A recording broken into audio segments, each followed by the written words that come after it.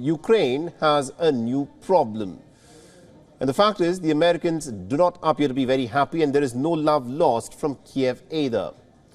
The war's brutal reality has exposed a growing rift between the United States and Ukraine in a pretty divergent strategic approach that is being taken. And our next report tells you the vulnerabilities and the cracks that have appeared in the American support for the war in Ukraine. Take a listen.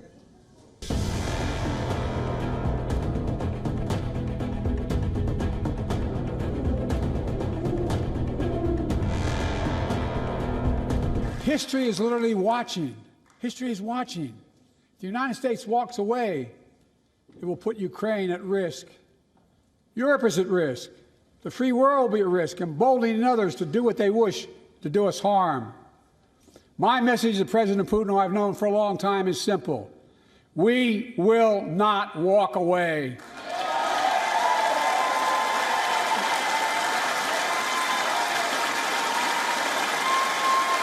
We will not bow down.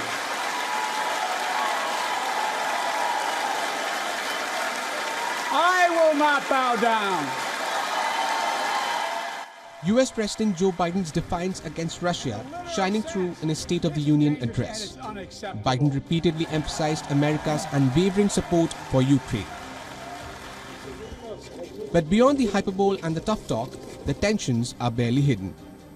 A key difference is the military strategy. The Pentagon wants a focused Ukrainian effort, prioritizing one decisive battle at a time. The recent battle for Avdiivka exemplifies this discord. Despite US warnings, Ukraine defended the city tenaciously, ultimately giving in to the Russian forces. White House views it as a costly and unnecessary loss. The Biden administration was also not happy with the dismissal of General Valery Zaluzhny. The former Ukrainian commander-in-chief's approach was in step with Pentagon's approach, but Zelensky didn't like him. The much-touted counteroffensive of Ukraine also wasn't in line with the US war plans. President Zelensky's determination to retake every lost inch of Ukrainian territory clashes with Pentagon's strategy. Now Russia has the upper hand. The front lines of Donetsk region is under stress. Complicating matters for Kyiv is an empty arsenal and a US aid stuck in Republican and Democrat tussle. Ukraine's First Lady's absence from Biden's State of the Nation address is another indicator of the differences. But now the big question is, can Washington and Kyiv find a middle path? Bureau Report, WION World is One. All right, now to give us more perspective on this issue of the growing rift between Ukraine and the United States, we're being joined by Mr. Edward Joseph, who's a senior fellow at the Johns Hopkins University School of Advanced International Studies, and is joining us live in this broadcast from Washington, D.C.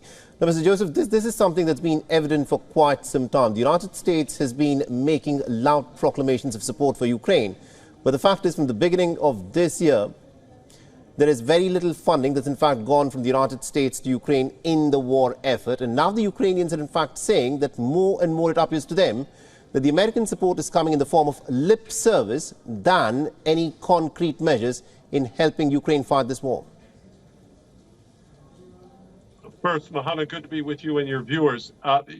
It's correct that there are significant differences between President Biden and others on Ukraine, but those differences, let's be very clear, those differences are much more stark when it comes to his domestic opponents, his predecessor, as he refers to him, and likely candidate, Donald Trump, and the Republican Party. And that is the main source that feeds into these differences with Ukraine, because as long as Republicans in Congress continue to stall and block the support, the continuing support that the United States provides to Ukraine, then the U.S. has less leverage over Ukraine on these policy differences, which you and the prior report have correctly alluded to.